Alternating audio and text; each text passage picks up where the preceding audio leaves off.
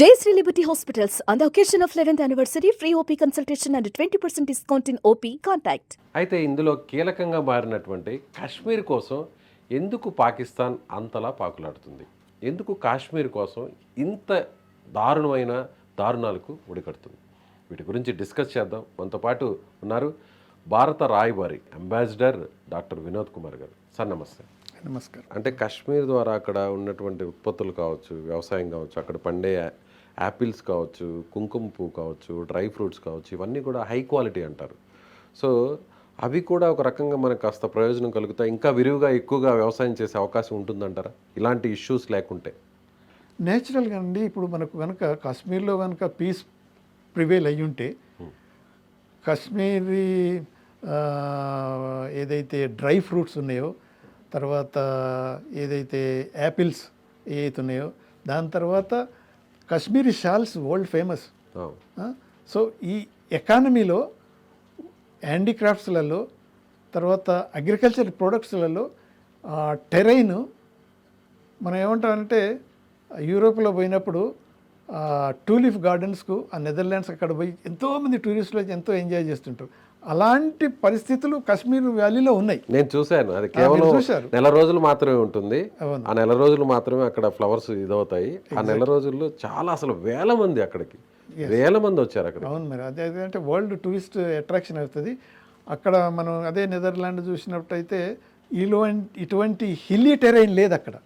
కానీ ఇక్కడ అదే బ్యూటీ ఏంటంటే వ్యాలీస్, హిల్స్, తర్వాత గ్రీనరీ, ఇటువంటి వాతావరణం అనేది, అదే మంచు లోయలు, చక్కటి పచ్చదనం ఎటువైపు చూసినా. అంటే సార్ ఇంకొకటి కూడా, అసలు ఈ ఇష్యూ లేకుంటే, ఈ వివాదం అనేది లేకుండా ఉంటే టూరిజం పరంగా కాశ్మీర్ ఎక్కడో ఉండాల్సిందేమో. ఇప్పుడు ఒక్క చిన్న ఎగ్జాంపుల్ చెప్తాను. నేను మలేషియాలో ఇప్పుడు హై కమిషనర్ ఉన్నప్పుడు అక్కడ ట్విన్ టవర్స్ ఏదైతే ఉన్నదో అక్కడ అది పెద్ద అట్రాక్షన్. అది ఒక్కటి. మలేషియాకి వచ్చిన వాళ్ళంతా పోయి ఆ ట్విన్ టవర్లో పోయి పైకి ఎక్కి ఓ బ్రహ్మాండంగా ఉందని అంటారు. బోల్డ్ అంతమంది టూరిస్టులు దానికే పోతున్నారు. సో ఇక్కడ ఉన్న కాశ్మీర్ బ్యూటీని చూస్తే మీరు చూసి ఉంటారు. మనమంతా ఇప్పటికీ స్టిల్ ఆ ఓల్డ్ బాలీవుడ్ మూవీస్లో చూస్తుంటే, ఆ దాల్ లేక్లో నేను 79లో వెళ్ళాను. తర్వాత మళ్ళీ ఐఎఫ్ఎస్ ట్రైనింగ్, ఐఏఎస్ వాళ్ళ ట్రైనింగ్లో పోయినప్పుడు అక్కడ కూడా వెళ్ళాము. ఆ దాల్ లేక్లో ఆ షికారు చేస్తున్నప్పుడు అసలు అద్భుతం. అసలు దాల్ లేక్లో అక్కడ ఎన్ని హోటల్స్ ఉన్నాయి, హౌస్ బోట్స్ ఉన్నాయి, తర్వాత వేల బోట్స్ ఉన్నాయి. నిజంగా అసలు అదొక అద్భుతం. అంటే స్వర్గధామం అంటారు చూసారా, భూతల స్వర్గం, దాన్ని కాశ్మీర్ అని అనలేదు. ఎగ్జాక్ట్లీ. సో ఎకనామికల్లీ చాలా వైబ్రెంట్ ఎకానమీ కూడా అక్కడ. రేర్ థింగ్స్ కూడా దొరికాయి. ఈ మధ్య మనకు ఇంకా ఏంటంటే లిథియం కూడా అక్కడ బోల్డ్ డిపాజిట్స్ ఉన్నట్టు కూడా మనకు తెలుస్తున్నది. అంటే అది కూడా మినరల్ సోర్సెస్ కూడా బోల్డ్ వస్తాయి మనం ఉపయోగించుకుని. ఎకనామికల్గా కూడా చాలా ఇంపార్టెంట్ అది. సో అలానే కాశ్మీరీస్ బాగుపడ్డప్పుడు, అక్కడ డెవలప్ అయినప్పుడు, ఇండియా కూడా ఒక ఈస్టర్న్ స్విట్జర్లాండ్గా మారే అవకాశం ఉన్నది. అక్కడి ప్రజల డెవలప్మెంటు, అక్కడున్న రేర్ ఎర్త్ మెటల్స్ కూడా డిస్కవర్ జరుగుతున్నది. Rare fruits and then agriculture products, handicrafts, various things కూడా బోల్డ్ అని డెవలప్ చేసే అవకాశం అయితే. సాఫ్రాన్ కూడా ఉన్నది. కరెక్ట్. సో ఇప్పుడు ఒకవేళ కాశ్మీర్కి పాకిస్తాన్ అనే ఇష్యూ, మిలిటెంట్ ఇష్యూ లేకుండా ఉంటే టూరిజం ఇంకా ఎన్ని రేట్లు పెరిగే అవకాశం ఉండొచ్చు విదేశాల నుంచి? ఇప్పుడు ప్రస్తుతానికి నేను చూస్తే కాశ్మీర్లో కేవలం ఇండియన్స్ మాత్రమే ఎక్కువ వస్తున్నారు, 97%. సో అసలు పాకిస్తాన్తో ఇష్యూ కానీ మిలిటెంట్ ఇష్యూ లేదు అంటే అంతా ప్రశాంతంగా ఉంది. సో ఏదైతే ఇండియాలో ఉన్న మిగతా స్టేట్స్కి ఎలాగ ఫారినర్స్ వస్తారో, తాజ్మహల్ని చూడడానికి ఎలా వస్తారు, సో అలా కాశ్మీర్ చూడడానికి విదేశాల నుంచి వస్తే టూరిస్టులు ఇంకా ఎంత గ్రో అయ్యే అవకాశం ఉంది టూరిజం? ఎంత పర్సంటేజ్? అంటే ఇప్పుడు మనకు ఇప్పుడు ఇది లాస్ట్ ఇయర్ చూస్తే 22 to 24 మిలియన్స్ అంటే 2.2 crores టూరిస్ట్ పోయినట్టు. సో కనీసం 5-6 times పెరిగిపోతుంది. 10 కోట్ల మంది వచ్చే అవకాశం ఈజీగా. ఎందుకంటే దాని అట్రాక్షన్ అంత ఉంటుంది. తాజ్మహల్ చూసిన మనకి ఫారెన్ టూరిస్ట్ ఎంతమంది వస్తున్నారో, కాశ్మీర్ చూడాలంటే ప్రతి ఒక్కరు ఎక్కువ వస్తారు. సో దానికి అంటే ఫినామినల్ ఆ డెవలప్మెంట్. అందుకు నేనే ఒప్పుకుంటున్నాను సార్. ఇండియాలో చాలా ప్లేసెస్ తిరిగాను, కాశ్మీర్ అదొక డిఫరెంట్ అంతే. అదైతే కరెక్ట్. అసలు డిఫరెంట్. కాశ్మీర్ అనేది అసలు different.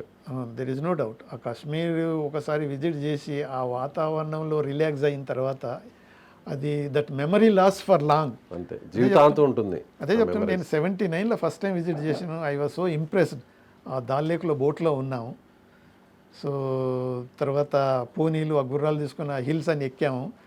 So totally different experience ఉంటుంది. ఇప్పుడు ఇంకా డెవలప్ అయిపోయింది. ఇంకా అసలు 6 లైన్ 8 లైన్ ఎక్కడ చూసినా రోడ్స్ కనెక్టివిటీ చాలా సూపర్ ఉంది అసలు. అవును, అందుకని the prospects for Kashmir development. ఆ బాధను తట్టుకోలేకే పాకిస్తాన్ వాళ్ళు ఈ దుశ్చర్యకు పాల్పడ్డారు. ఎగ్జాక్ట్. ఇప్పుడు పాకిస్తానీస్ ఎదుటి అంటే పక్క దేశం ఇంత డెవలప్ అయిపోతుంది అనేది ఆ కడుపుల మంటతోటి వాళ్ళు మునిగిపోతున్నారు. కానీ ఆ మునిగిపోతూ వీళ్ళని కూడా గుంజుకోవాలి అని ఇప్పుడు పాకిస్తాన్ ప్రయత్నం అది. వాళ్ళు ఈ కాశ్మీరియన్స్ ఇదంతా సపోర్ట్ చేసేది చైనా. అందుకని ఆ యాంగిల్ కూడా మనం మర్చిపోవద్దు. సో నేచురల్గా ఇప్పుడు చైనా చుట్టూ తిప్పుతుంది. ఇప్పుడు బంగ్లాదేశ్కి సపోర్ట్ చేస్తుంది, నేపాల్కి చేస్తుంది, ఇటు పాకిస్తాన్ తోటి. సో చైనా మెయిన్ ఏమంటే హిందీ చైనా బాయ్ బాయ్ అని ఎప్పటి నుంచో అలా అంటూనే ఉంటారు. కానీ లోపల నుంచి మాత్రం ఇదంతా ఇండియాను ఈ రీజనల్ ఇంటర్నల్ పక్క సమస్యలతోనే సతమతమయ్యేలా చేయాలి. చేసేస్తే వాళ్ళకు పక్కలో బల్లెం లెక్క ఉన్నది కదా అనేది ఇప్పుడు క్వాద్ ఉన్నది. అంటే ఇప్పుడు యుఎస్, యూకే, ఆస్ట్రేలియా, జపాన్, మనం ఇండియా. సో ఇప్పుడు యుఎస్ తోటి ఫ్రెండ్లీ, ఆస్ట్రేలియా తోటి, జపాన్ తోటి, యూకే లేదు దాంట్లో, మన ఇండియానే క్వాద్ కాబట్టి. సో ఇటువంటి గ్రూపులో ఇండియా ఇంత ప్రామినెంట్ అయిపోతుంది. తర్వాత G20 దాంట్లో కూడా ప్రామినెంట్గా అయిపోయి వరల్డ్ స్టేజ్లో మేమే రావాలి, ఎవరు రావద్దు, మా పక్క దేశం రావద్దు అని ప్రయత్నాలు ఉంటే ఇండియా ఇంత పెరుగుతుంది. అమెరికా చైనా తోటి ఢీకొనలేదు, ఇండియా సపోర్ట్ లేకపోతే అనేది కూడా వాళ్ళ అసెస్మెంట్. ఓకే, అమెరికాకు కూడా తెలుసు. అందుకనే కదా ఇప్పుడు ఇన్ని తారీఫులు ఇవన్నీ చేసినా కానీ మన ప్రైమ్ మినిస్టర్ వితిన్ 20 డేస్లో పోయి మీటింగ్ పెట్టి ఆయన బెస్ట్ ఫ్రెండ్ ఇవన్నీ ఆ తారీఫులు కూడా దేశమంతా ప్రపంచమంతా చేశాడు. కాబట్టి మనకు వేసినా కానీ కొంతవరకు మన చేంజ్ చేసే అవకాశం ఉన్నది.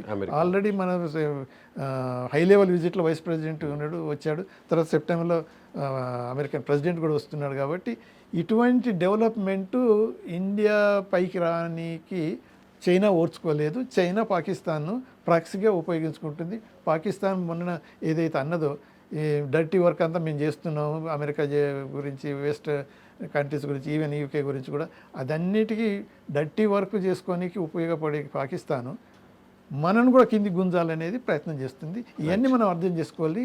మనం ఆచితూసి ముందడుగు వేసి మాత్రం తప్పకుండా ఈ టైం పాకిస్తాన్కి ఒక లెసన్ మాత్రం we have to teach. Lesson కాదు, ఒక రకంగా ఇంకా లేపలేని విధంగా, లేపలేని విధంగా, కరెక్ట్, దెబ్బకు ఇక లేపలేని విధంగా కొద్దిగా డిలే అయినా కానీ మాత్రం సరి అనే దెబ్బ కొట్టి బుద్ధి చెప్పాలి. సో ఇక పాకిస్తాన్ కాశ్మీర్ వైపు కన్నెత్తి చూడకుండా అన్ని రకాల ఏర్పాట్లను అయితే ఇప్పుడు భారత ప్రభుత్వం చేయబోతుంది. Right. Thank you sir. Thank you.